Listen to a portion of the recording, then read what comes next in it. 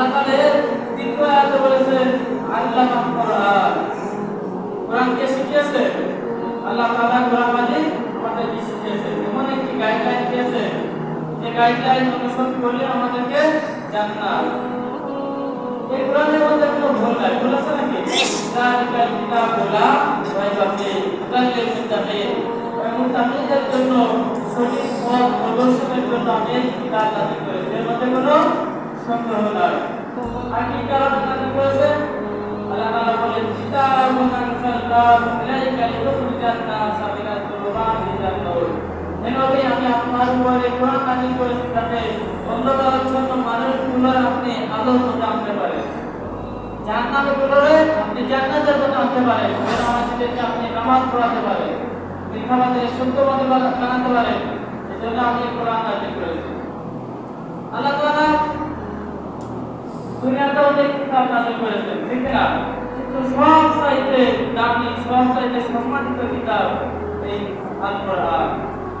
অথচ আমরা মুসলমান হয়ে এই কোরআন আমরা নিজেদের সংবিধান বানাতে পারলাম না, নিজেদের জীবনের পারিবারিক, সামাজিক, রাষ্ট্রীয় আমাদের সংবিধান আমরা বানাতে পারলাম না। আমাদের কোরআন, যে কোরআন দুনিয়াতেও কাজে লাগবে, পরকালেও কাজে লাগবে। যে কোরআন দেখলেও সওয়াব, কোরআনের আয়াতের দিকে তাকালে কি হয়?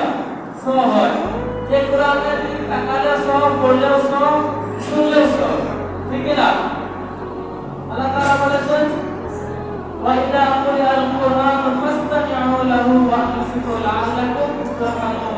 যখন তোমাদের কাছে কোরআন তেলাওয়াত হয় তোমরা মনোযোগ দিয়ে শোনো, আমি তোমাদেরকে রহমত নাযিল করব। সুবহানাল্লাহ। এজন্য কোরআন যদি কেউ তেলাওয়াত করে সেখানে কোরআন মাজিদ শোনাকে ওয়াজিব। এখানে কোরআন তেলাওয়াত হচ্ছে, এখানে কোরআনের আলোচনা হচ্ছে, এই আলোচনাটা শোনা আপনার জন্য ওয়াজিব। এখানে আপনি গল্প করতে আসেন, এখানে আপনি আসেন জুমার নামাজে কিছু শিক্ষা করার জন্য। জুমার নামাজ মানে গরিবের বিবেকে, ঠিক না? এজন্য আল্লাহ তাআলা কোরআন মাজিদ দিয়েছে, যে কিতাব আমরা অনেকেই অবহেলিত, আজকে পড়ে থাকে উল্টায় খায়। অথচ ইংলিশ বইটি সবার উপরে থাকে, মুখস্থ করে টনটন করে ফেলে দেয়, কত সার্টিফিকেট অর্জন করে, কিন্তু কোরআনের কোনো সার্টিফিকেট নেই, আছে নাকি? কোরআনের একটা আলিফ উচ্চারণ করতে পারে এমন মানুষ আছে না? নাই। মৃত্যুর পর্যায়ে চলে গেছে, অথচ কোরআনের আয়াত চেনে না, আর অক্ষর চেনে না, জানে না আর গরম হয়েছে, আছে না? নাই।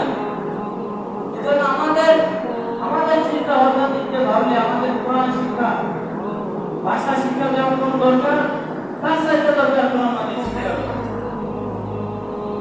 তার চাইতে দরকার কি? কোরআন মাজিদ শিক্ষা। এই কোরআন মাজিদ আপনাকে জান্নাতে নিয়ে যাবে।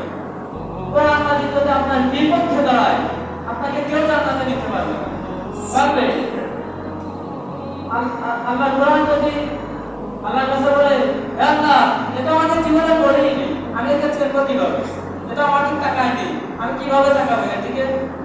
ঠিক না? সে যদি বলে, কোরআন মাজিদ যদি বলে আমাকে জীবনে পড়ে নাই, আমি তো একে চিনি না, তো জান্নাতে দেন কিভাবে? জান্নাতে যাওয়ার কোনো সুযোগ আছে? আমাদের জান্নাতে যাওয়ার কোনো সুযোগ থাকবে না।